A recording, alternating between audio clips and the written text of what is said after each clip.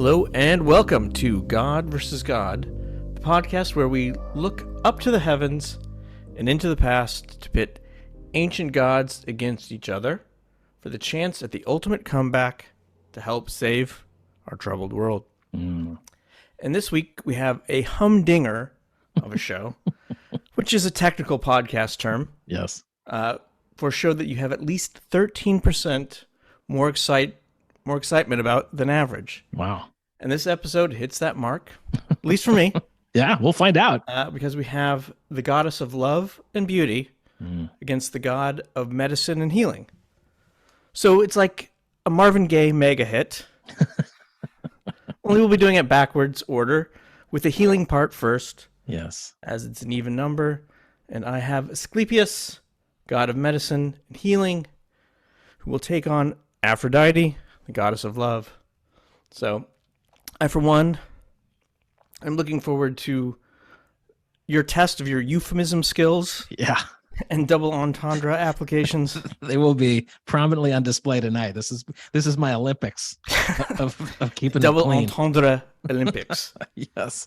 So, with that said, I think it's time to get started. So this is God versus God, episode X, season 1, Greco-Roman style. Asclepius versus Aphrodite.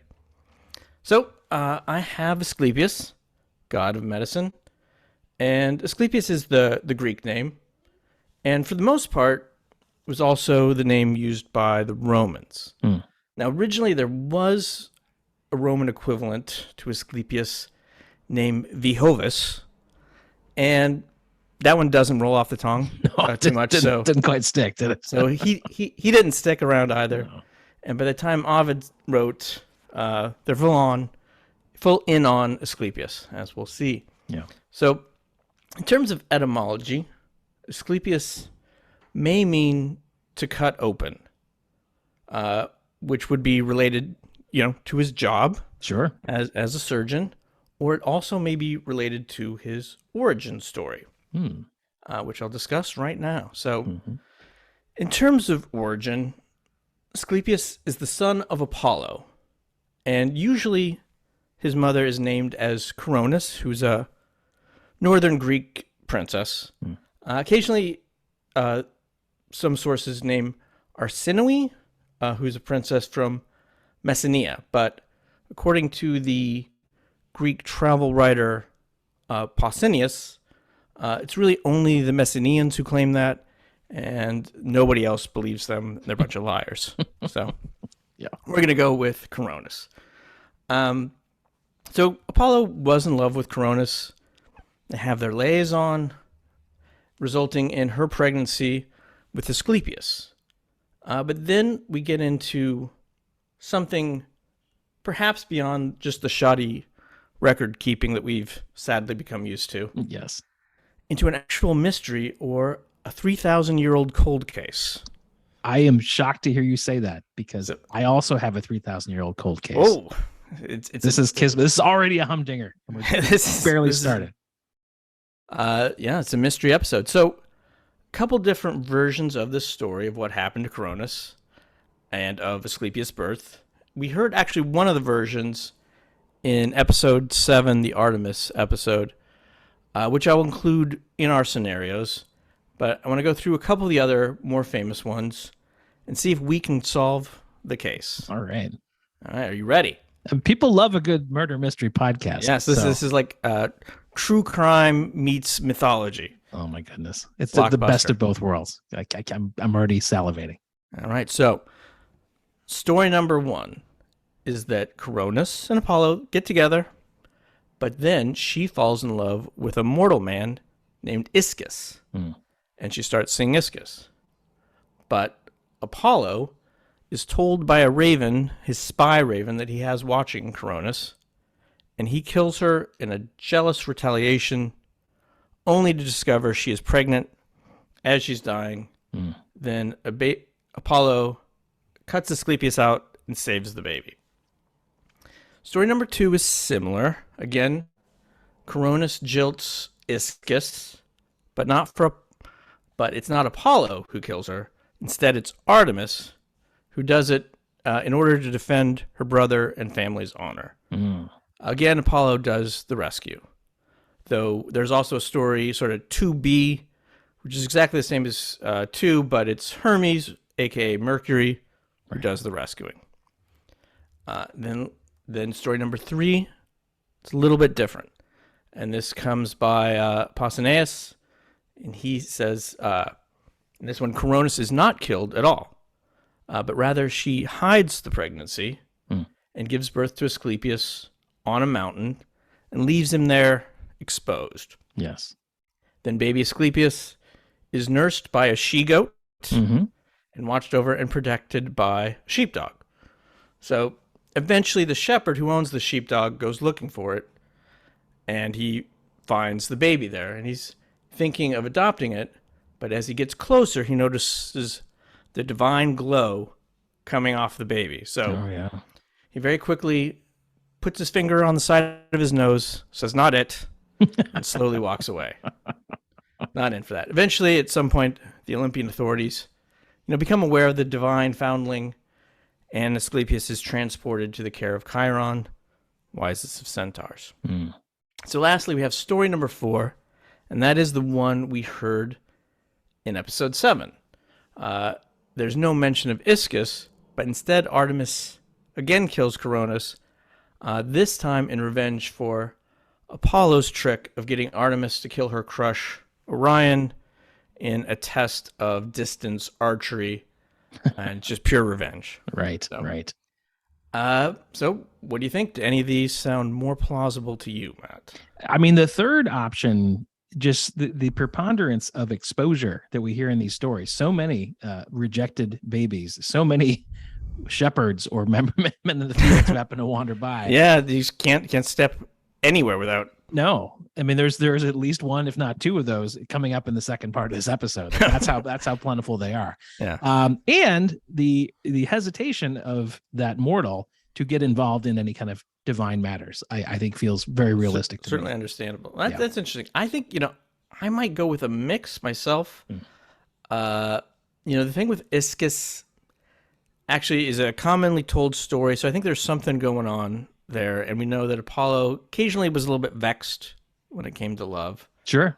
So I think that happened. Coronis exposing Asclepius, I think the one thing about that is that Apollo is the god of prophecy. Ah, good point. And so hiding the pregnancy from him, he's going to see a bird at some point. He should have seen that coming. That's true. Either he's going to notice, the baby bump, or more likely he's going to see a robin on the ground and suddenly realize that she's pregnant. So yeah, good point. So maybe not that one in this case, even though it was a common occurrence.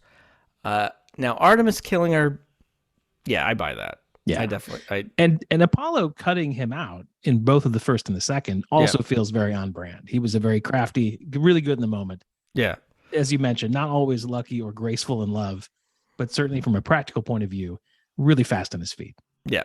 So I think probably Artemis did kill her. It was probably in relation to the Orion thing. She had no idea about Ischus. Yeah, she's got her own business going on.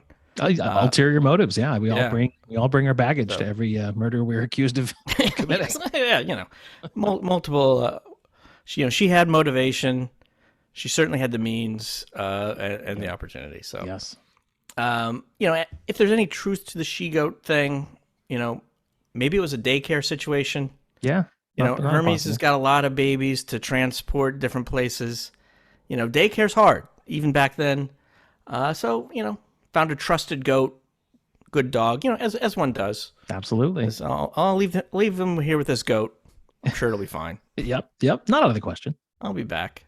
I'm going on lunch. So, whether or not we've solved that, I think we've got, narrowed it down a little bit. A good working theory, I'd say at this point. Yeah. So in any case, Asclepius' mother is out of the picture, and his father really isn't full-time dad material. So he is taken and to be raised by Chiron, again, the wisest of centaurs. And it's with Chiron that he begins to learn about the healing arts, as well as hunting, Yeah, just because it's the oldie times and that's what they like to do. Sure. So, gotta eat. Yeah, and the only other childhood story we get about Asclepius is that at some point he befriends a snake as a pet, I guess, and that the snake licks his ears. So, by most accounts, at this time, Asclepius is a demigod hero and not yet a full god, though we will hear about that story in just a bit. But Asclepius pretty quickly overtakes the knowledge not only of Chiron, but of his father Apollo in the healing arts, and starts to gain fame around the Mediterranean as a healer. And according to an ode by the poet Pindar, he gets patients from far and wide with every type of gross malady. And so from Pindar, he says, some plagued with sores or festering growths, some wounded by strokes of weapons or the slinger's shot of stone, others with limbs ravaged by the fiery heat of the sun or winter's cold. To each person for every various ill he made the remedy and gave deliverance from pain. So oozing sores, open wounds, severe sunburn, frostbite, it's got you covered. It's all in a day's work in the Asclepius ER. Yeah, exactly. So, his most recognizable symbol is a staff, again, with a snake on it, which even today is international symbol for medical treatment and medicine. And that staff with a snake has kind of an interesting backstory, which is related to one of his pivotal myths. So at some point, Asclepius takes the healing show on the road, and when he gets to the land of King Minos, he arrives just after the crown prince has died, right before he arrives. And so the king orders Asclepius to bring his son back from the dead. He's heard so much about his healing. And Asclepius isn't so sure about this ethically. And he's, threat of fate, all that kind of stuff. Sure. And he isn't sure how to do it either. Well, yeah. I don't know if they teach you that in medical school, even back then. It's an advanced skill, if anything. Yes, very advanced. So to give him a little bit of motivation and some time to, think about it, the king throws him in the dungeon. Sure. And says, you can come out once you've brought my son back from the dead. That's it. We have a deal. So Asclepius is deep in thought, sitting in his cot in the dungeon, leaning on his staff, trying to, either think of a cure or maybe an escape plan, whichever one comes first. Right. So, and he doesn't notice a snake crawl onto his staff. And then the text that says, distracted in mind, Asclepius killed it, striking it again and again as it tried to flee. So it makes it seem as though, just when he's deep in thought, he's in the habit of wildly swinging the staff around the room. which maybe he was. We all have our own process, I suppose. Yeah, it probably made it hard to get study partners in college. You're right. Keep a roommate, but in any case, this has another consequence in that he's killed the snake. But then a little bit later, another snake comes into the room, and this time he's paying attention. And that snake brings an herb within its mouth and places it on the dead snake's head, and the dead snake rises up and is brought back to life. And the two of them slither off. Now, Asclepius knows his herbs, thankfully. Yes, they do. If it was me, I'd just be grabbing on. I don't know. There's parsley, there's cilantro, I can't tell. But Asclepius does know it, and so he's noted it, and he uses it to revive the prince and free himself from imprisonment, and thereafter takes the snake, becomes sacred to him, and takes the snake on the staff, which happens to be the one that he killed, oddly, as his symbol. And so due to this fame as a healer, Asclepius also gets invited on a couple of other adventures. He is in the party of Jason and the Argonauts, and he's in the Caledonian boar hunt, which was the hunt for that boar monster that Artemis sicked on Caledonia. Right. Both of which seems like good places to bring the world's greatest doctor along. Totally. With Yeah, smart. so they knew what they were doing. Now, in addition to his just raw skills and training in medicine, Asclepius has a couple other things up his sleeve. So he had some extra abilities. He, as the son of Apollo, he was able to use prophecy to help him discover treatments. So that, cuts down on the A/B testing. Right. It smooths the FDA red tape. Big time. So he used that. And then sometime after this dead prince incident, apparently, Athena gives Asclepius the blood of the Gorgon's veins. Now, blood from the left side of the Gorgon would kill you, as Chiron will find out later, but the blood from the right side would cure anyone. Wow. So hopefully Asclepius had a good labeling system. Yes. It's like, now, is that the Gorgon's right? I don't. It's like diffusing a bomb. Like white and right, red. I can never. Yeah. So hopefully he figured that out at some point. Now, so he's at the height of his abilities now, still a demigod, and he employs this raising the recently dead herb, maybe 4 or 5 more times, depending on the myths that you believe, and eventually, an Athenian prince named Hippolytus is killed. And he uses it on Hippolytus as a favor to Artemis. Yes. Yes. You may come up in the next half. It just may. So he does. But according to Ovid, Clotho, who is a member of the Moirae, the Fates, is upset by this. Hades is also upset. For Clotho, respinning someone's fate, that's a lot of extra work. Yeah. And if you remember their episode 5, they're very busy. Yes. So she's not happy. Full play. And Hades, he's already down in hell, so he doesn't want to be disrespected any further. Right. So Zeus responds in a Zeus-like fashion, and he kills Asclepius with a lightning bolt. Yeah. So after all that work to bring him back, just Zeus undoes it. Yeah. No, he kills Asclepius. So yes. Yeah. So this, in turn, of course, doesn't go over well with his father, Apollo. No. Apollo raises a ruckus, kills a couple of Cyclopes who make the lightning bolts because he can't target Zeus. And then Ovid writes in his poem, The Fasti, Zeus, fearing the example set, directed his lightning at Asclepius, who employed the power of too great an art. Apollo, you complained, but now Asclepius is a god. Be reconciled to your father.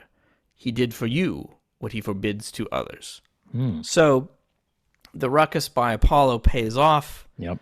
And Asclepius is made a god. Maybe a little bit of warning. Leave the dead where they are. Yeah. Just lesson learned. Yeah. Heal them while they're alive. So a couple different versions of this myth, which I will discuss in the rounds a little bit. But one of the common subtexts here is that Asclepius raising the dead is just too powerful to leave as a mortal. Too great of an art, yes. He's either got to be killed or made a god, and so they kind of do both. Yeah. And now he's a god. So I haven't mentioned his personal life. The only thing that we've got from that is that he was married to a woman named Epinoe, and they had 9 children.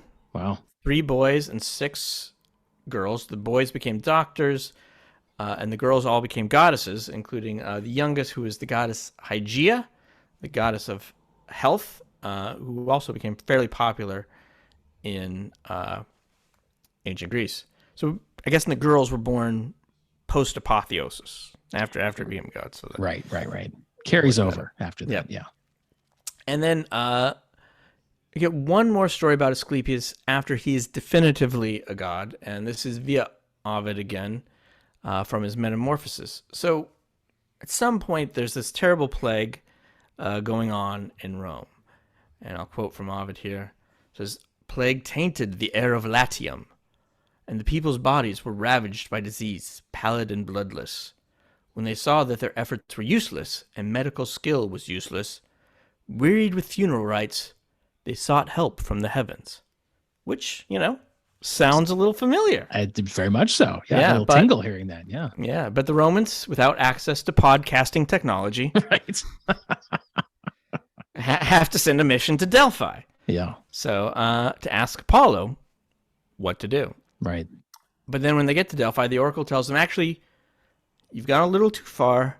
You should have taken a little bit of a left and gone up to Epidaurus, which is the home of Apollo's son, Asclepius' main temple, and ask him for help. So they backtrack a little bit, get to Epidaurus. And the authorities in Epidaurus are split over whether to let the Romans open up an Asclepius temple franchise. You know, some of them are for it. Of course, we have to do this. They're in trouble. Others, you know, I assume kind of the Chamber of Commerce types, they're opposed. You know, they don't need the competition. That's right. They just bonded a new convention center, got big plans at the waterfront. So, you know, they debate this for a while. Evening goes on. There's no decision. So they break, said, well, we'll pick this up in the morning, try and figure out what to do. But then overnight, Asclepius appears to the Romans in their dream and tells them that he's going to come back to Rome with them, no matter what the authorities decide. And to seal it, he will appear before them as a snake in the temple the next day. So the next day, the Epidaurians start debating. Then Asclepius makes his appearance in the shape of a snake. And from Ovid, he says, they had hardly ceased speaking when the golden god, in the likeness of a serpent, and with a tall crest, gave out a hiss as a harbinger of his presence, and by his coming rocked the statue, the doors, the marble pavement, the gilded roof. Then he stopped in the middle of the temple, raising himself chest high, and gazed around with flashing eyes of fire. So there's a bit of a panic in the temple when they see this giant serpent come in. Sure.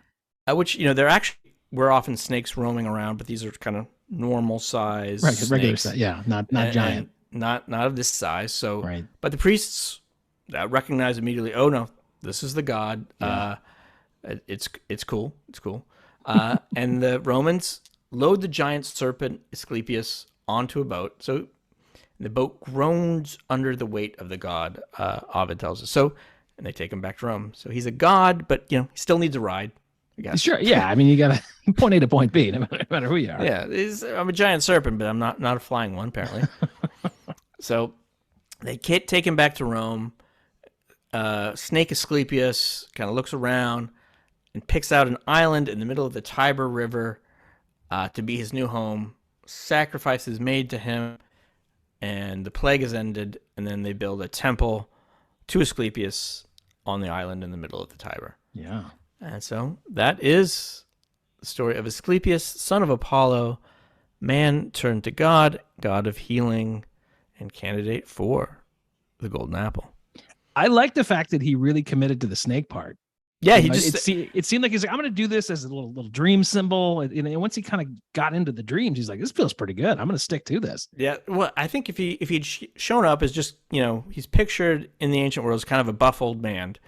But if he just showed up as like a old man here, they would, you know, maybe wouldn't have had the weight, the authority of just being a giant serpent. But he did seem to enjoy that. He needed the sort of theatrical entrance, and then once he got that, he just like, let's stick with it. You know, he got committed. A boat. Yeah, let's keep to it. So I guess at some point we'd want to know, does he do the healing on that island still in giant snake form? But at some point, does he say, all right, guys, I'm going to go full doctor now? And yeah, like that's unclear. Yeah. Ovid does not follow up on that. So no, let's save that for the sequel. Yeah.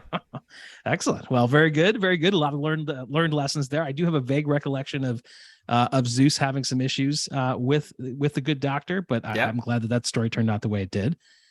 And some pretty impressive skills there.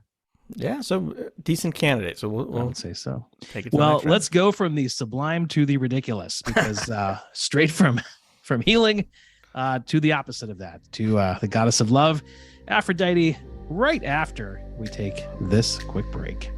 All right.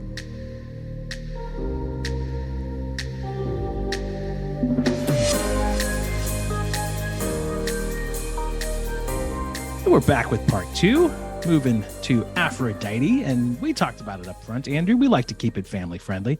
Yes. When we can on God versus God, we try to have good, clean fun, even when our contestants behave in a somewhat outlandish manner, which is virtually everyone. Yeah, which is every single episode, yes. So this is something of a challenge with the goddess of love because there are some randy stories. I will give it my all, as I pledged to up front, and while the language I pledge will remain, network television friendly. I guess listeners should be warned there are some, adult themes, suggestive situations. So I feel obliged to say, yes, listener discretion advised. All right. So as you said, yes, Humdinger, one of the 12 Olympians, another major figure, Aphrodite, best and most simply known as the goddess of love. But because love is such a many splendid thing, she's also associated with a wide range of concepts surrounding love, beauty, pleasure, procreation. You'll recall way back in episode 2 when we talked about her son Cupid, we talked about the two kind of primary flavors of love. You've got passion on one side, which is kind of eager interest leading to something positive. And then you've got lust, which is wanting something even if you already have it. Aphrodite is very versatile in that she represents the full spectrum, both sides of the love spectrum. Her stories do encompass plenty of both. I will say the best of her stories do tend to lean on the lustier side. And at once she is both the embodiment of the heart, but also the patron goddess of prostitutes. So she oversees sort of both the emotional and the commercial side of the enterprise all at once. Pretty big job, but she's cut out for it. The visual of Aphrodite is pretty familiar to us. She is the epitome of beauty, the female beauty, and as such, rarely seen with clothing of any kind. Now, every now and then she's got a little bit of modesty. She'll cover up a sensitive area with an arm, a little bit of long hair, but more often than not, she just lets it rip, fully unclothed. And when you're the most beautiful creature alive, smoke them if you got them. Why not? Let it out. The Roman equivalent, of course, of Aphrodite, as we said in episode 2, is Venus. But because the fates have assigned me Aphrodite, we're going to go with the Greco in this segment rather than the Roman. So Aphrodite it is. But the two are essentially one. So to the origin story, fans of episode 4 are going to recall that the backstory of Hades, the god of the underworld, significant flashback sequence in which Uranus, of course, the primordial god of the sky, is castrated by his son Cronus, after which the father's severed genitals are cast into the sea. Now, by most accounts, that event caused a splash. There was some sea foam that rose up, and Aphrodite emerged from the foam, fully formed, adult, beautiful. And that's the iconic image of her birth. You've got it in Botticelli's famous painting, The Birth of Venus, late 1400s. There she is. She's rising from the sea on a giant half shell. Technically, I think it's a scallop, but it's oversized, very big. Right. So unless they had really huge seafood towers back then, probably a little exaggerated. Now, Aphrodite's place on most of the mythological family trees, of course, instead of a mother and a father, feature the phrase Uranus's genitals, which for me still amuses the 12-year-old version of me to no end. Yes, no doubt. But in revisiting that story for this installment, I learned that there is, in fact, an alternate account. So if we go to the Iliad, Homer actually has Aphrodite as the daughter of Zeus and Dione, an ancient goddess and Titaness. And there's some other accounts at the time that agree with this. So they make it clear that Dione, of course, was not one of Zeus's wives, but more of an extracurricular relationship, not an official spouse, which, of course, very much on brand with Zeus's character. Now, if you're Aphrodite and you get to pick one of these, I think in terms of your own lineage, you really want the traditional two-parent arrangement. That feels much better than being from the sea foam of discarded genitals. Certainly a better scenario for family photos, parent-teacher conferences and the like. But later in his symposium, Plato suggests that these two origin stories actually belong to separate entities. And in fact, there are two Aphrodites. And he calls them Aphrodite Oronea, who is the sort of transcendent, heavenly version of the goddess, and Aphrodite Pandemos, who is the more common, more down-to-earth, the Aphrodite of the people. So this could explain why she carries such a wide range of associations. There's actually sort of two sides to her, according to Plato. But an interesting additional footnote to the origin story that I did not know. So if we go to the city of Amathus, which is in Cyprus, those folks worshipped instead a male version of Aphrodite who was known fittingly as Aphroditus. Now, the male version So unsurprisingly, very beautiful, also depicted with the figure and the dress of a woman, but two important differences. First, had a beard. Right. Second, he was shown lifting his dress to reveal a tumescent phallus. Now, at the time, this gesture was said to bestow good luck on all who looked at it. But as you can imagine, over time, the popularity of this male version began to fade. It was replaced by the Aphrodite that we know and love. Yeah. And don't need the beard, don't need the flashing for good luck. Let's stick to the original version, and that's what we get. So, a little good run in Cyprus, but did not last long. All right, yeah. So, we don't have much of a story of any kind of Aphrodite as a young person. By most accounts, she was born as a fully nubile, desirable adult out of the sea. Right. As you mentioned, Andrew, in episode 3 on Vulcan, she was originally married to the god of fire, Hephaestus, in the Greek version, but had a torrid affair during that marriage with Ares, the god of war. Now, you will also recall that Helios, the sun god who sees all, witnesses Aphrodite and Ares getting together in the marital bed. Helios then warns Hephaestus, the husband, who fashions the net of gold, which traps the couple the next time that they rendezvous. It's a crafty move on Hephaestus's part, but he makes a kind of a tragic mistake, as you alluded to back then. He brings all the gods into the bedchamber when they're caught to laugh for some reason at his wife and her lover for getting caught. And it gets the opposite effect of what he wants. He doesn't get the sympathy. You've got Apollo, Hermes, and Poseidon all end up having sympathy for Ares for being embarrassed. And they essentially pay to let him get his freedom. They essentially bail him out. So Hephaestus is already the cuckold, and he's then humiliated further for his hubris in a double play of shame. So that marriage didn't last long for Aphrodite. An interesting additional detail of this story, by some accounts, we talked about it in your Mars episode, Mars and Ares being equivalent. In this version, Ares is actually trying not to get caught. It seemed like they weren't trying very hard in the version we know. But in fact, Ares, by some accounts, hired a young soldier, a fellow named Electryon, to stand guard at the door of Hephaestus and Aphrodite's place to warn him if Helios is about to arrive. So sends the guard to the door. Correct, yes. Yep. Sends the guard to the door, looking for Helios. Electryon falls asleep. And of course, Ares is busted with Aphrodite. Helios comes up as he does every morning. And Ares, in his rage at getting caught, turns Electryon into a rooster, who of course is then destined to crow every morning when the sun is about to appear. So that is where we get roosters. That is our scientific biology lesson of the installment. From a lazy watchman. That's right. So that's where the rooster comes from. So Aphrodite and Hephaestus get divorced in the wake of this infidelity, but she and Ares kind of remain pretty close throughout the years. They're kind of consorts. They end up going to weddings together. They're riding the same chariot. Considering her voracious appetites, Aphrodite's, they're likely what we call friends with benefits, but they kind of retain this sort of ongoing affair throughout the years. Now, Aphrodite is also often accompanied by Cupid, Eros in the Greek tradition, but Cupid is, of course, the god of lust and sexual desire. We discussed him at length in episode 2, but she's also got a nice entourage around her, a good number of attendants that surround her at all times. She's got the 3 charities, splendor, good cheer, and abundance. She's got another set of attendants called the hours. You've got good order, justice, and peace. So always kind of traveling with a lot of fun people. She had many children, which you would expect from the goddess of procreation. It stands to reason both in terms of her role and her predilection for getting busy. Maybe the most notable, besides Cupid, is the fertility god Priapus.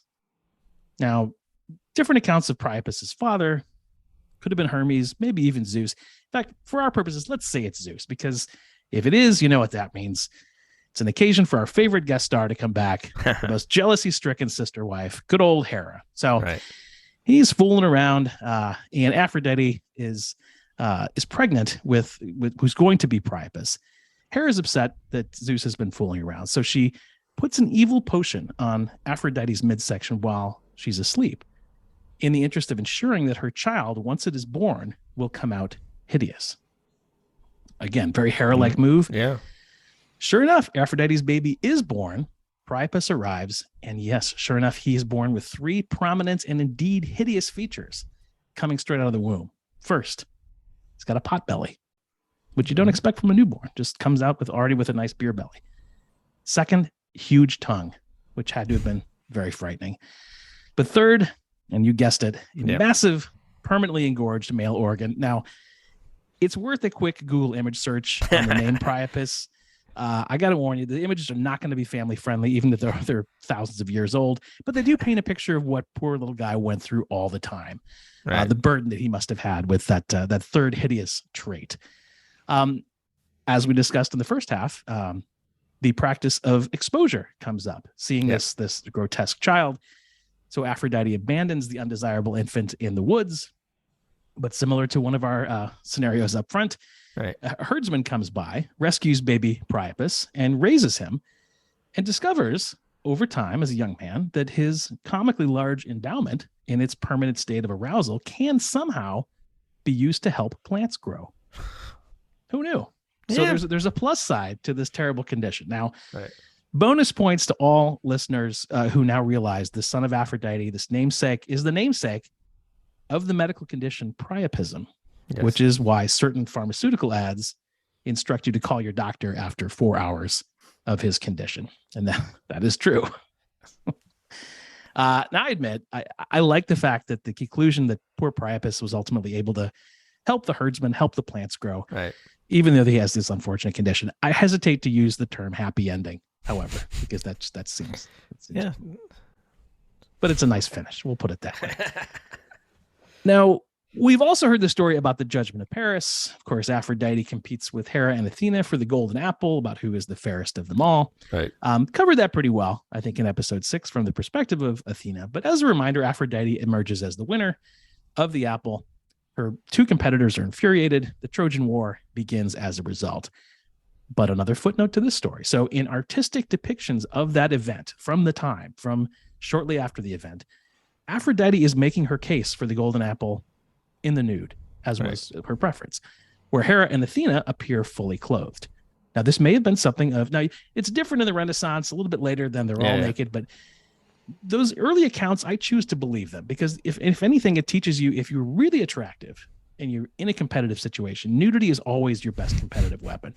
She knew that, and that's why Aphrodite won. I assume you speak from experience. I speak from no experience. I speak from an observer experience, sadly. But yes, it did work for Aphrodite. She won the golden apple. Didn't go so well after that for a long time, but it was enough to put her over the edge. Right. Now, one thing we have not talked about is the tale of Aphrodite and Adonis. And Adonis really has not made a whole lot of appearances on our program. I think this is probably the core of his story. It shows some of Aphrodite's complicated character. As a lot of these stories do, it begins with a tale of hubris. So we go to a princess named Myrrha, who is the daughter of King Cinyras of Cyprus. Now, the princess Myrrha is quite attractive, but her mother, unfortunately, makes a fatal mistake. She brags that her daughter is more beautiful than Aphrodite herself. We've heard this before. Yep. And of course, Aphrodite doesn't like that one bit. She is the goddess of beauty. These are mere mortals. So she wants to immediately avenge this act of hubris. So Aphrodite puts a curse on the princess Myrrha. And that curse is for her to have insatiable lust for her own father, the king. She's stricken by that. That's Aphrodite's curse. Myrrha follows through. She's blinded by the lust. She seduces her father, gets pregnant as a result, and is driven out of the kingdom in shame. And as further punishment, she's transformed into a myrrh tree. Now, myrrh, of course, will one day be paired with frankincense and gold in a different story. That's many, many years later.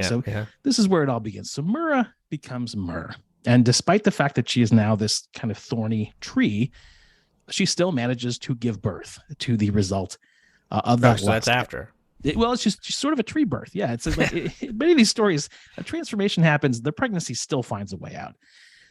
So somehow this child emerges, and that child is Adonis. Now, shortly afterward, Aphrodite finds the baby, and maybe feeling a little guilty about the fact that was a pretty intense way to curse somebody for the thing that her mother said. Right. So maybe she feels a little bad, but she goes back and encounters the baby, encounters young Adonis, and it is love at first sight, and like a different kind of love. She's taken by baby Adonis immediately. And remember, Aphrodite's had lots of lovers in kind of lusty fashion, but she's never felt this way before. She views Adonis for the first time. So she wants to take care of him, takes baby Adonis down to the underworld to be essentially fostered by Persephone, the queen of the underworld. Okay. Now, they also get along very well. Adonis grows up, and once he's grown up a little bit, Aphrodite returns to visit him and sees that flutter come back, feels it again, sees the young man has become incredibly handsome as he's aged. Aphrodite, in fact, is so taken with him, she kind of wants to take him back and keep raising him from here, now that he is so attractive and so handsome in her eyes. Persephone is also very drawn to the young Adonis and not willing to let him go. So they're having a bit of a decision about who's gonna get him. Yeah. As you'd expect, Zeus steps in to be the moderator here to settle the dispute, to resolve the question of which foster mother who's hot for Adonis gets to deserve more of his time, I guess, as he continues to be raised. So Zeus, in his methodical fashion, decrees that, all right, Adonis, you're going to get 1/3 of the year with Aphrodite. You'll get 1/3 with Persephone. And the last third is with whomever you choose. Now, it's Aphrodite we're talking about, the most beautiful creature there is. So Adonis chooses her, or the other third of the year. And on paper, you'd think this couple, despite having a little strange beginning of being a sort of surrogate mother-lover relationship, on paper, aesthetically, it's very promising. You've got two of the best looking beings on Earth. I mean, think about it's sort of the equivalent of Brad Pitt and Angelina Jolie back in the day, maybe Brad Pitt and Jennifer Aniston earlier than, I mean, Brad Pitt and his mailman, anybody could probably fill that equation. But by all accounts, this was not just aesthetics. This was something deeper. This was at last for Aphrodite, the true love that she'd been longing for, more than that lusty affair situation she'd had in the past. And really, it's a whole different story. All she wants to do is please Adonis, and he's keen to the chase. They really get to know each other. Unlike her typical approach, they take their time and they really start to grow together. Sometimes she even leaves her sweet ride, which is a flying car driven by giant swans, and goes with Adonis when he's on his hunting expeditions, which is his hobby as well. Yeah. Sometimes she even wears like a little huntress outfit to accompany him. And she's not fond of clothing. Right. So this is a big step for her. So they're really starting to deepen their relationship. They're having a great time. One day, Aphrodite's elsewhere in the car. Adonis is out hunting, and he tracks down this mighty wild boar. So he brings the beast to bay with the help of his hunting dogs. He throws his spear, doesn't get the boar full on, only wounds it. And the beast, mad with pain, rushes back at Adonis and gores him with his mighty tusks. Now, Aphrodite, again, flying high above the earth in her swan car, but she hears her lover's groans of pain, and she comes down to him, holds him in her arms, but it's too late. He bleeds to death while he's in Aphrodite's arms. And at Adonis's death, to this day, to our conversation earlier, remains something of an unsolved mystery. Okay. Where did the boar come from? There are a lot of people who had a motive to get rid of Adonis. So people were asking questions at the time. There was, was it Artemis? Perhaps. Well, first of all, was it Ares? That's right. The first your first candidate. That's her regular wedding date guy. Was he jealous that all of a sudden Aphrodite's spending so much time with this young guy? Maybe he snaps into action. That's what I god of war. To. Yeah. But after that, in fact, to your point earlier, maybe it was Artemis, goddess of the hunt, had a beef with Aphrodite because of the situation with Hippolytus that had happened, who was a follower of Artemis's earlier. And so we've already pinned one murder on her. Well, yeah. So the show is young. Or, option 3, did Adonis just sort of cross the wrong boar at the wrong time? So we'll never know. It remains a cold case. Okay. All these years later. But Aphrodite's crushed. She mourns Adonis's death in the most dramatic fashion. She causes flowers to grow everywhere his blood has spilled. She injures herself on a white rose bush, and it becomes permanently stained red. As she even declares an annual festival on the anniversary of Adonis's death. And each year the river runs red with blood. The women in town lament his death loudly. They tear at their clothes, beat their breasts in a public display of grief. So, tragic tale for Aphrodite. After really finding this important layer of love, it ends so poorly. I do feel it's important, though, to talk about Aphrodite's darker side because, love is going to give you a nice warm glow. There's a darker side, and like many of our contestants, has a sort of serious anger streak. She's still got a temper despite that. So I'll give you 3 quick examples that kind of give you a sense of that flash of temper. The first takes place in the island of Lemnos. So the The women in Lemnos, for whatever reason, just refused to sacrifice to Aphrodite. She didn't like that. So she cursed all those women to stink terribly so that their husbands would never be attracted to them. Now, you would think that would work. Does not end well. All the husbands say, all right, you guys are a little stinky. So they end up just sleeping with their slave girls instead of the women of Lemnos. Well, the women aren't going to have that. So the women of Lemnos then murder the entire male population of the island in retaliation, along with the slave girls, just wipe them all out. And eventually, Jason and the Argonauts make their way. They show up with Aphrodite's blessing. They then repopulate the island. The stink is lifted, and those women of Lemnos learn never to disrespect Aphrodite again. Okay. And the island is populated again. All is well. And I assume everybody smells perfectly good after that. But a good example of rage. The second one, there's a competitive charioteer, a horse racer named Glaucus of Corinth, who very serious about his sport and refuses to let his prize horses mate because he feels the mating process is going to slow them down. It's going to be bad for racing. Now, Aphrodite, of course, is offended by this. She's the goddess of procreation. After all, mating is her jam. Even she feels a personal affront to this. So the next time Glaucus has a chariot race, she drives his horses mad mid-race, and they tear him apart right in the middle of the race and do not finish. So he is unable to win, lose, or draw because he is in pieces by the end of the race, just because he didn't want to mate his horses. Pretty significant anger streak. Yeah. The final tale that I'll tell of Aphrodite's anger, poor young woman named Polyphonte, who chooses in her life to have a nice virginal existence alongside Artemis. It was a very respectable thing to do. But again, Aphrodite, of course, always favors marriage and children. That's her style. Polyphonte refuses. So Aphrodite comes back with a curse and says, oh, you're going to have children. And she curses her to lust after a bear. So this happens, after which she does have children. There's these two offspring of the union, Agrius and Aureus, who end up being these kind of humanoid but bear-like twins and cannibals. Yeah, okay. They call them the bear twins. They wait on the side of the road, and as people are coming by, attack them and eat them. Before long, Zeus steps in, says, this is not bad for business. We can't have this. He's annoyed by the cannibalism, as one would be, transforms the entire family then into various birds of ill omen, vultures, owls, woodpeckers, and so on. Okay. Not sure how that solves the problem, but better to have a bunch of sort of, birds of ill omen than it is to have these cannibal twins.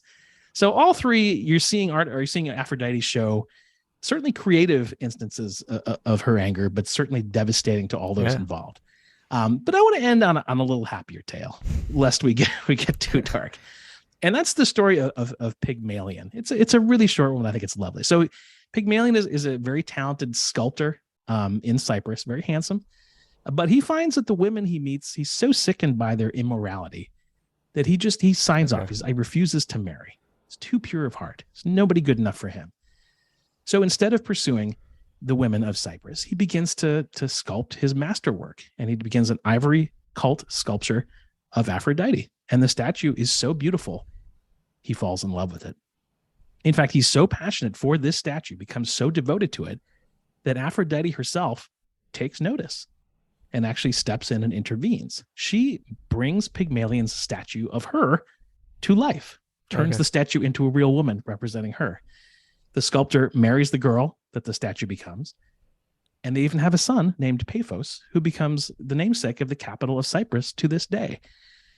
Not much to the story beyond that. It's a quick one, but it's proof to me, if nothing else, that the ancient gods do pay attention to media created about them. Yes. And they may, in some instances, be willing to step into the creators of such media if they are sufficiently devoted to their craft.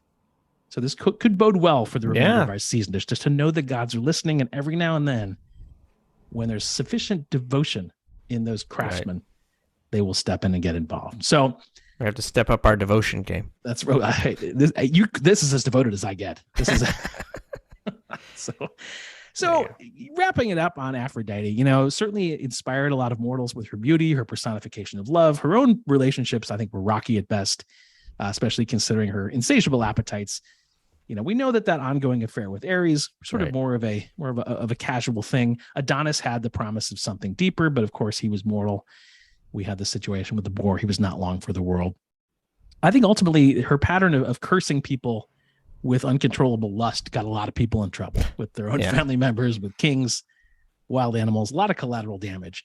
But remember, at the beginning, Plato always suspected that there were two Aphrodites, the ethereal one and the other who's far more common. So if anything else, Aphrodite is a fine reminder that just as love takes many forms, so do we. Some days our hearts become full. We fall for our soulmate. Other days we curse people to lust after bears and have cannibal twin sons. We all have our good days and bad days, and Aphrodite certainly did too. Yeah. So that's it for Aphrodite. A checkered character, but certainly a fascinating one. So this is going to be a fascinating rounds session.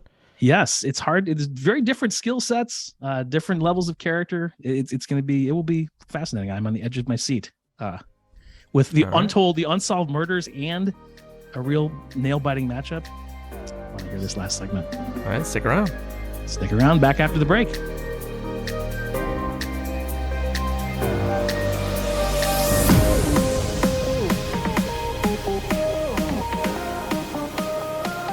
All right, we are back to the rounds session of the show where we have 5 rounds that will determine who's going to be the winner of the Golden Apple for this episode. And our first round is Immortal Combat. And this is, again, a physical confrontation between the two gods. So, again, this is not exactly a clash of the ages in terms of combat skills. No. But we'll go through it and see how it turns out. So the main weapon for Asclepius is his rod or staff. Right. Just has to remember to get the snake off of it first before he starts swinging it around. Yes. But, it's a good solid piece of wood, so that's something. I mean, the snake attached could make it a formidable weapon even more, in a way. Yeah. Nobody likes snakes. Yeah, if you have somebody who's afraid of snakes, that helps you out that much more. So he also has the Gorgon blood to deal with. Not sure if that left side works on gods, but still, it's pleasant. Yeah. It's a decent weapon. Yeah. A little Gorgon blood on him. He does a little hunting, so he's got some skills, we presume. And then probably his biggest weapon actually is, turning into a giant snake. That's what I was going to say. I mean, that's really the secret weapon. That's if the you go-to. can do that. Yeah. That's impressive. That said, there really are no instances of him fighting anybody that we get stories about, and his whole deal is healing. Yes. So I feel like he bashes you in the head with a stick, and then he's going to feel obligated right after to try and patch you up. So yeah, was he before the Hippocratic Oath? Was that predating him? So he's not beholden to do no harm, or what was the timeline there? So Hippocrates, I believe is his name, was a follower of Asclepius, and he actually worked at an Asclepian temple. So one of the franchises. Yeah, so he was a franchisee. So I think that was inspired by Asclepius. So he maybe was not formally beholden to it, but sure, that is kind of in his blood. So you do have to question his willingness to fight in this one. That's going to hold him back. So what do you have on Aphrodite for this? Well, again, a limited weaponry. I think lust, the curse of lust seems to be her most primary weapon, whether it's causing others to lust for her, for each other, for their own fathers, bears, whatever that is. She's got these anger issues. So she's not afraid to use that weapon, clearly. Yeah, certainly if she's angered, she's and it could going to be engage. Yeah, and so it's not a sort of traditional combat weapon, but it is clearly pretty maddening and has good results. Her big entourage, seems like they're a good time to hang out with, but in hand-to-hand combat, not a whole lot of help. You're not going to get much value from being surrounded by splendor, good cheer, and abundance. So they're not going to pitch in a whole lot. Theoretically, if Plato's right and there are two Aphrodites, maybe they can fight together. I don't know sure how that works. If even then, if you loop in the sort of multiverse male variant of Aphroditus, the male version, he jumps in with his dress and the beard and constantly flashing the enemy. That could be pretty formidable. But I think no tales of real warrior exploits, no killing of a giant. But I think, in my view, the willingness to use that powerful weapon of lust probably overtakes what Asclepius can bring to the table, even if Asclepius is a giant snake, because that snake will just lust after something. Yeah, who knows what. So I do think I give Aphrodite the edge on this one. No, I think I do. I just don't think that engaging in physical harm of another being for the sake of a podcast. Well, that too. Yes. Isn't it? So I'm going to agree with you. I think maybe a little bit by default, but she's got some skills in there, and she certainly has some anger. So yeah, I'm going to give this to Aphrodite as well. So great. Yep, we're in agreement. Very good. All right, and then we go on to curriculum deity, and this is again, who has that it factor? Which god would you rather be? Which one would you rather follow? I'll let you start this one off. Yeah, so in terms of who I'd rather be, I mean, who would want to be the most beautiful creature alive? You know, you can get any lover you desire. You got a killer entourage. You've got Cupid hanging out, the sun, who's always a good time. Yep. Seems like a pretty good life. You know, I could do without the bouts of anger. I could do without the sort of leaving of trails of collateral damage. That doesn't seem very fun. You don't hear much about sort of her way of living apart from the floating car carried by swans, that's pretty cool. So scores some points there. Yeah. You know, there is a sense that you go through life in a sense of people being reverent around you because you are so beautiful, but at the same time, people are they get jealous, they get turned off, and you run into lots of conflict because of that. So bit of a mixed bag on being. In terms of following, so similar to what we talked about in episode 9 with Poseidon, Aphrodite is still to this day being worshipped. So she is still a major deity in the neo-pagan religions. We've got the Church of Aphrodite is still active, Wicca, the Hellenic religion I mentioned last time. I might have wanted to follow her back then, but only if I really was interested in dabbling in prostitution, because that part of her was a huge part of the cult. Okay. That was her purview. As I mentioned, she was, to her credit though, she was the patron goddess of all varieties of prostitutes. So you had your kind of high and low prostitutes at the time. So the lower ones were called the porne. Interesting choice of words. These were the cheaper kind of street prostitutes. They were usually owned by wealthy pimps. But then you had the hetairai, who were the expensive, well-educated, sort of self-employed types, and they would do very well for themselves. So the city of Corinth was known, it had a reputation for having the most of this second kind, the high-end kind in the world, the most skilled, the most expensive, and the most successful. So ultimately, Aphrodite had a major temple there as sort of a tribute to what blessings these women had in their occupation. So it was full within the temple of dedications made by many of her successful courtesans. So essentially within the temple, there are all these are the cross between sort of a thank you note to the boss and like a positive employer review on Glassdoor. Like this is a great place to work. I don't have as much of an interest in that in real life, but I was impressed at how she was really a very motivating factor to the success of a lot of women as sex workers at that time. So, would I be interested in that? There's a certain amount of empowerment to that. Yeah, exactly. And that remains to this day. So in some of those sort of neo-pagan traditions, they're peopled by a lot of women who take that as self-empowerment. So yeah, I think a bit of a mixed bag there. Seems like an interesting type of worship to go along with, but depends on which part of that spectrum you fall on, I suppose. Right. So in terms of Asclepius, obviously he's got his medical practice, which is pretty rewarding. He's thriving. Yeah, he's inventing new treatments all the time, so that seems an interesting thing to do. Seemed to have a decent family life, at least 9 children, so it was successful at least in that manner. Very fecund. It doesn't have an extensive retinue outside of the family, but I guess you got 9 kids, so you don't need much else other than you make your own entourage, right? Yeah, so just the family. Didn't have any sort of flying chariot. He had to hitch a ride. Yeah, so he never quite got that worked out. I think that's the kind of a next level of godhood that didn't achieve. There were a group of doctors who referred to themselves as the Asclepiads, and they claimed to be descended from him and follow him. In terms of worship, there was that big temple in Epidaurus, and that was the center of his worship. And that temple was pretty interesting because it was a large temple, and again, it was sort of a working facility, much like you're talking about. But this sense, it was a hospital. Okay. So it was a temple and an actual hospital. And then it also had a large theater attached to it. And the theater, by the way, has been cleaned up and still has festivals that go on to this day. Wow. It sounded like kind of a mall entertainment center kind of prototype. That's impressive. Come for the whole day, go to the hospital, see a show. I'm sure there were stalls for food, dinner. Yeah.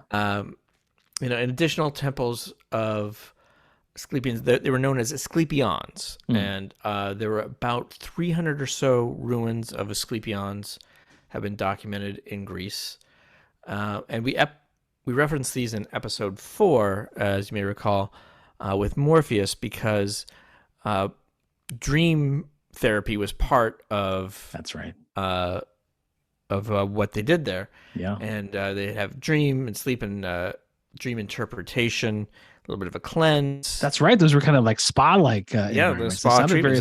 Those were actually Asclepians. The dream Oniris were involved in it, and they had statues around, but he was running the show. Nice. In addition, people would leave little votive clay sculptures of whatever body part that they needed to be healed or had been healed. So they have little clay intestines, a little clay ear, whatever it was. Those have been found all over. All right. So, it's interesting. It's interesting. They both had kind of working temples. Sure. In their craft. Different types of work, but different types of people. In their craft. So, for me, I think I'm gonna go with Asclepius on this one. Doesn't have the anger issues. The worship is maybe something I can feel a little more comfortable with. So. Yes, I would agree. Same boat for me. I think you seem to have a pretty satisfactory life, successful business, good family, a lot more stability. There's a lot to like about that life story. Certainly not without its drama. Right. But I feel like lightning, not great. Yeah, not great, but he ended well. It came back. Yeah. I think in there's so much just chaos in the life of Aphrodite, right? That I think I wouldn't want that. So yeah, the good doctor gets my vote as well. And in the Mars episode, at least from that standpoint, is that it was sort of laid out that they had started off sort of in love, and they had planned to marry, and Hephaestus stepped in. Right. And so it, kind of cooled it, and then it turned into this, a little more sad arrangement. That's right. Yeah. So that definitely, I think, so that's 2 for Asclepius. So we're tied up going into round 3, edge of the seat stuff. Yes, indeed. And this is Good God. So interesting one here. Asclepius is mostly a beneficial force. And of course, most of the stories we have about him are pre-godhood, when he's still a hero. So in that case, the effects are relatively small, but they are, one patient at a time. He's working hard, trying to heal people. And, we also learn that he keeps up the job after deification. Right. Only in snake form now, primarily. But didn't have to do it. I mean, he probably could have easily retired. No. So there was one case. So when we talked about the raising the dead, there were sometimes some rumors, knocks, that he was doing that for money. Oh. There was a greed element involved, or simply to show off in a little bit of a hubristic way. But taking money to raise the dead, hey, victimless crime, right? If you're providing a valuable service, the market will bear it. Right, exactly. There's a market for that, for sure. Yeah. So, I give him a pass on that one. Stays with one wife, as far as we know, which is a rarity in what we've got to deal with here. And really no stories of wrath or him doing a lot of harm. So I think maybe the scale of his benefits is maybe the only question. But he does stop that plague in Rome. Yeah, that ain't nothing. There's some scale as the giant snake doctor. Yeah. Yeah. All right. That's a pretty stark story. In the case of Aphrodite, even though she's associated with love and beauty, the character is not great. It's full of infidelity, curses, double crosses. There's also just a really strange insecurity. I think we talked in episode 2 about Cupid, and she made him take revenge on Psyche because Psyche, was said to be more beautiful than Aphrodite. Right. We heard the same story in a different realm with Myrrh in this one. Just so she may have had lovely porcelain skin, but she was very thin-skinned, right. and a lot got to her. But she had that sort of entitlement of very attractive people, I guess. Although, a lot of these stories, when a lot of particularly the females get in trouble in these mythological stories, they tend to just run to their dad to fix it. Can't really do that when your right. dad is the severed genitals of Uranus. So that's a problem. Yeah. So she's got to be independent there. On the plus side, as we mentioned, she watches out for her sex workers at all different parts of the spectrum.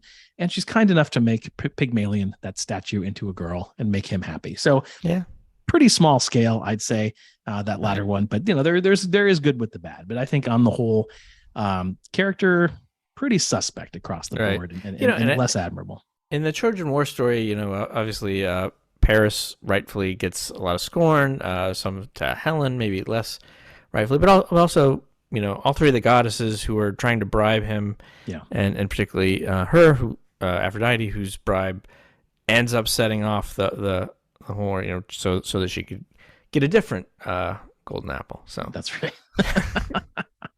So might cost her in trying to get this particular. I think it just might. Yeah, the stakes were very high in that one. It turned out. So I think the good doctor gets my vote on this one as well.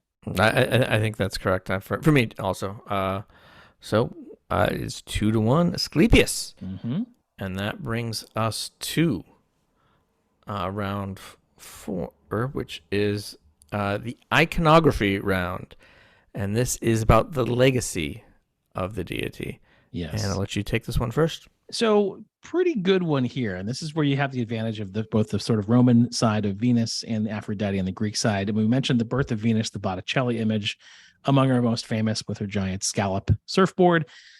We didn't mention the Venus de Milo, which, of course, probably one of the best known statues in history. Picture of beauty, give or take the noticeable lack of arms. Yeah. Although, fun fact, so it is referred to popularly as the Venus de Milo. Venus, of course, the Roman version, but it is in fact an ancient Greek statue. So the purists among us, like myself, only refer to it as the Aphrodite de Milos.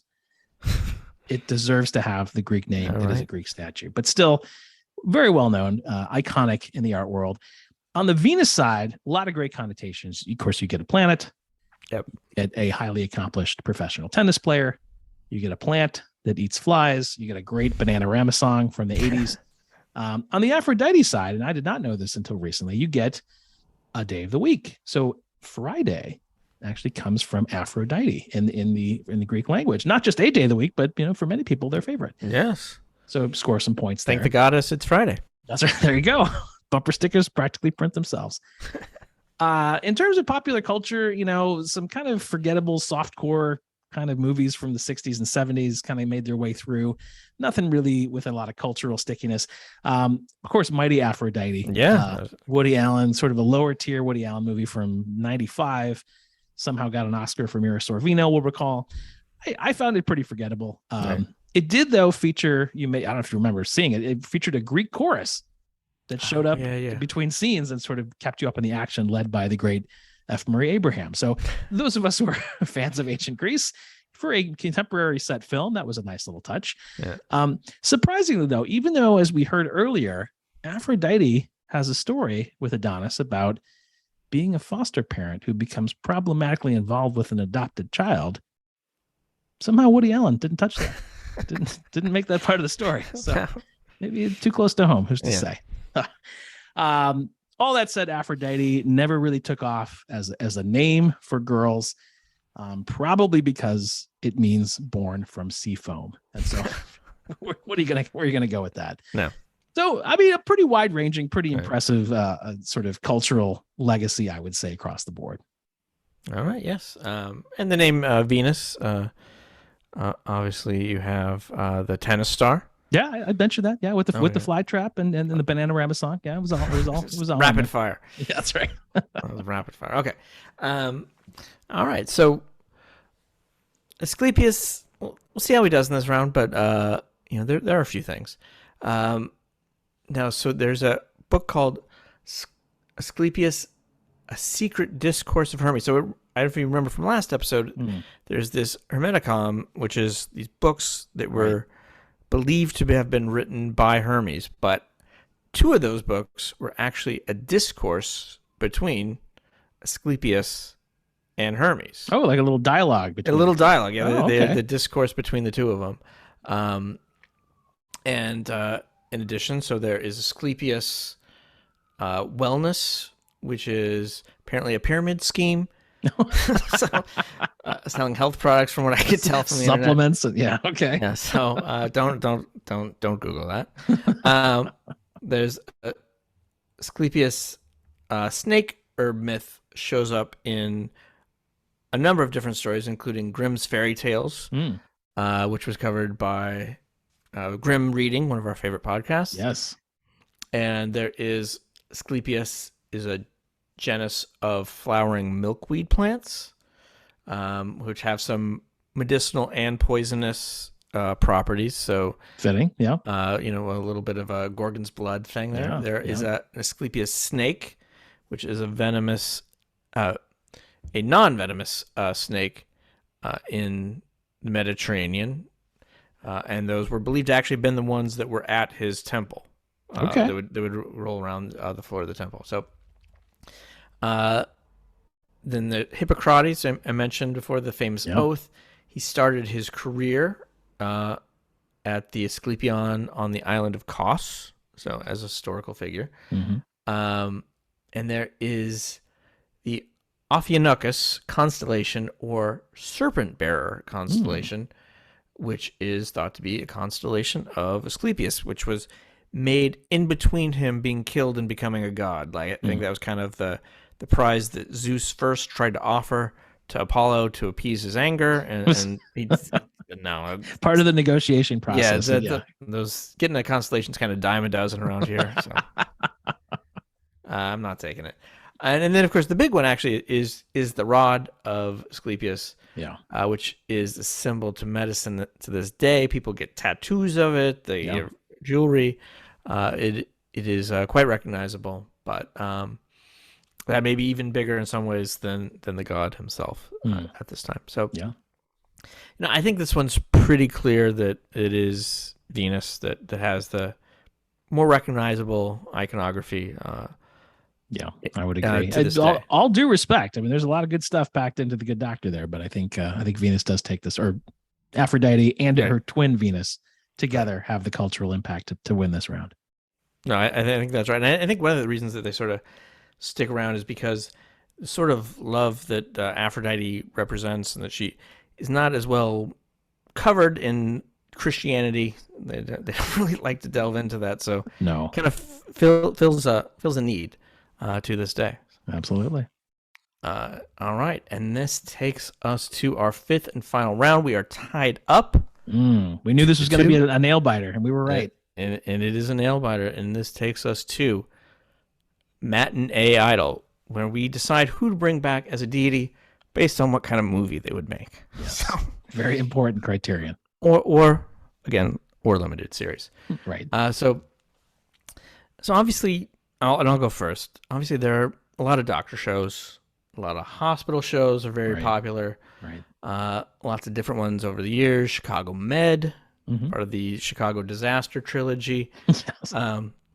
There is, so there's a demand out there. The omniscient doctor who plays by his own rules, but it's also been done before. You could probably dub the name Asclepius over the name House in any episode of that, and Hugh Laurie vehicle, and just call it good. But who himself had quite the godlike complex, even if he was not technically omniscient, he acted as though he was. Yeah, right. But there aren't a lot of shows about giant serpents who also practice medicine.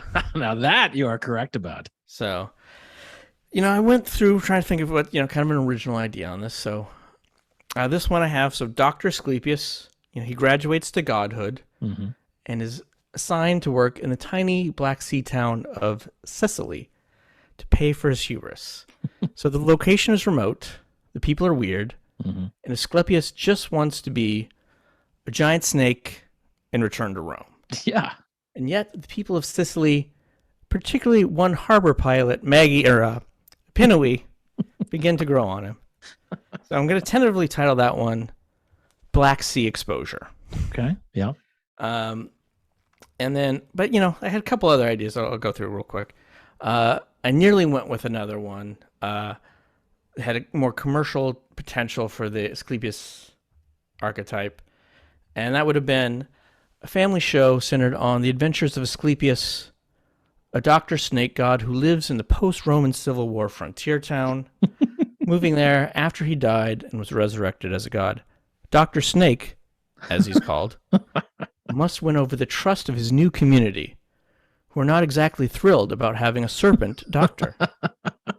What's worse is that Dr. Snake is an outspoken humanitarian, supporting the minorities of Western Greece and having sympathy for barmaids, sex workers. Dr. Snake's struggles are amplified by the fact that he also randomly cares for 3 orphan children. Oh, man. And falls in love with a rugged but beautiful mountain nymph, the elusive Pinoe. And attentively going to would have titled that one, Dr. Asclepius, Medicine Snake. That's really good. I was thinking you'd just go with Snake Doctor, but a little more poetic twist. That's very nice. And then lastly, the last rejected one that I'll share with you is Asclepius, a young snake god doctor whose savant syndrome relocates from a quiet country life to a surgical unit in the prestigious Rome hospital. So this time he's going from country to city. Yeah. And moves strongly supported by his mentor Chiron. Having survived a troubled childhood, Asclepius is alone in the world and unable to personally connect with those around him because he is a snake. But he finds his niche using extraordinary medical skill and intuition to save lives and challenge the skepticism of his worshippers. And tentatively titled that one, The God Doctor. Nice. So, just one vowel away. Yeah. Just So I feel like those are pretty original. Yeah, just each radical in its form, its content. Yes. Yeah. So, but I'm gonna go with the first one because just something about that Black Sea exposure just speaks to my younger self, and I for some reason I cast Jack Quaid as Asclepius. He's kind of had the same vibe as a young doctor out on his own. So yeah. Love it. And that's what I have. Very good. Well, I can't stop thinking about the unsolved mystery of Adonis's death at the hands of that wild boar. It's been kind of haunting me ever since preparing for this episode. I'm not a big conspiracy theory guy, but I've got questions. Right. A lot of unanswered questions here. You would think Adonis, given his devoted following, he's got obviously Aphrodite on his side. Persephone's in love with him. Even Zeus is kind of a fan. You'd think, even though he's mortal, he'd be well cared for out there in the world. So as many suspect at the time, there must have been some kind of plot against him. It couldn't have been a simple explanation. Yeah. Nobody would suspect that the boar would have acted alone. So in this limited series, Aphrodite will turn her grief into action. She becomes an amateur detective on the trail to find who is responsible for the death of Adonis, her lover, and solve his murder. So each episode of the series, she gets into her flying swan car and tracks down the lead, and she interrogates one after the other to try to get to the answer. So she first goes to Ares, interrogates her old lover Ares, thinking he might have had that motive of jealousy that we talked about earlier. In fact, she lays into him, really interrogates him hard, but because she's Aphrodite, they're soon consumed by lust. They fall into each other's arms as always. And she doesn't get what she needs. She then goes after Artemis. We'll recall had history, of course, with one of Aphrodite's prior victims. Yep. Again, a very intense interrogation ensues. She immediately then falls for and beds a buff young stable attendant who happens to be in the entourage. And so, despite having these lusty distractions, she does have a very special talent. Every time the trail is about to go cold, Detective Aphrodite picks up a new clue through post-coital pillow talk. One of her great talents. So every time there's a little nugget that she takes her to the next episode. But lead after lead, she's going nowhere. Finally, in the final act, she's at her wit's end. She's drowning her sorrows with her entire entourage all around her. They're all raising a glass. They're lamenting her failure to find Adonis's killer as a detective. But after a long night of drinking, there's an unexpected confession. And it's from her own son, Cupid. Oh. Through tears, Cupid admits to his mother that he too was out for a hunt on that fateful day. And one of his arrows hit the boar first.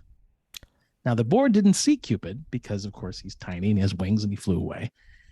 But once that beast saw Adonis, he rushed him, not because of the wound from Adonis's spear, because that boar was consumed by lust and had to have him. Now, we learn that Adonis's death was not a treacherous plot after all, but a crime of passion committed by a love-struck boar at the mercy of Cupid's arrow.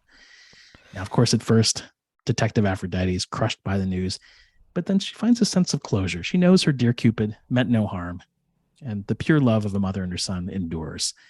And so somewhat of a bittersweet fate. But then, in a shocking post-credits twist, it's revealed that Aphrodite has been keeping the wild boar as a pet the whole time. And as she stares at the animal, knowing what she knows now in a long close-up, she prepares to either tear him limb from limb in her anger or perhaps seduce him. The look in her eye could go either way. Deliberately ambiguous. And we cut to black. Setting up a cliffhanger, perhaps. For all right, season 2. So that's the arc of the series. That's Detective Aphrodite. I like Uma Thurman in the lead on this one. You know, it's kind of the sexy charm of Dangerous Liaisons with the kind of unpredictable explosiveness of Kill Bill. You could probably get Timothée Chalamet to work in as the young Adonis and kind of flashback sequences to kind of paint that backstory. Yeah. For Cupid, I think you still have to go with the head of Paul Giamatti, CGI'd on the body of a baby. He's typecast at this point. I mean, episode 2, we're setting the tone. We've got to build on that. You have to have a callback. And finally, in a perhaps controversial bit of casting, the boar is voiced by Woody Allen himself. Because the audience needs to find him both sort of charmed and repulsed by him at the same time. And he's really pretty good. Ambiguous character, yeah. That's right. So that is Detective Aphrodite. All right, interesting. So yeah, that's very interesting. You know, I as you may have been able to tell by my not really settling on a final version of it. You know, only kind of at the last minute, you know, picking my way to Black Sea Exposure. Even though I did enjoy the name Dr. Snake. Dr. Asclepius, Medicine Snake. yes. But you know, I think I'm going to go with Detective Aphrodite on this one. I think I do as well. I think there's a nice episode by episode arc there. Yep. Each one unpredictable. It's got romance. It's got lust. It has mystery. Yeah. Several twist endings. So procedural. Yeah, that's right. She's also got to go by the book. I mean, she's the amateur detective, but she's still gotta follow the law. So I think I would agree, which I guess resolves our tie, does it not? Yes, it does. And for just a second, when I wasn't sure what you were going to say, it's like, oh no, he's going to put us back into a tie. But no, we do have a 3-2, not an overwhelming win. You know, whenever it comes down to the movie round, you know, it's a close one. That's right. This one was so. So Aphrodite takes the golden apple this time. Yes, she does it yet again. Yes. Well, we're not going to say too much about our next episode because it's going to be something special. I think we can leave it at that. But we are, as we said earlier, we're getting toward the end game. Yep. We have a plot in place. You will hear more about it as we get closer, but we've got enough winners now that there's really a really good critical mass of champions to begin to square off as we get to our final episodes of the season. So stay tuned for more details on that. You will have them shortly. We were excited to bring those details to you. Thank you for listening. You know where you can find us. You know, you can leave us good reviews. You can tell your friends. The socials have been really on fire lately, and Andrew's been doing very, very good work there. So thank you. Appreciate the listening. Also, a reminder, the official God versus God playlist. I can't stress this enough. Every week or every episode, 2 new songs. Episode. And it's turning out to be a really beautiful, eclectic group of music. So definitely check that out on Spotify. I think that's all we got, Andrew. Anything to add as we wrap it up? Awesome. Thanks for listening. Thank you. Thanks, everybody. Pleasure as always. And we will see you next time, episode 11, where we look forward to joining you once again. So long from the good people here at God versus God. Bye-bye. Thank you, folks.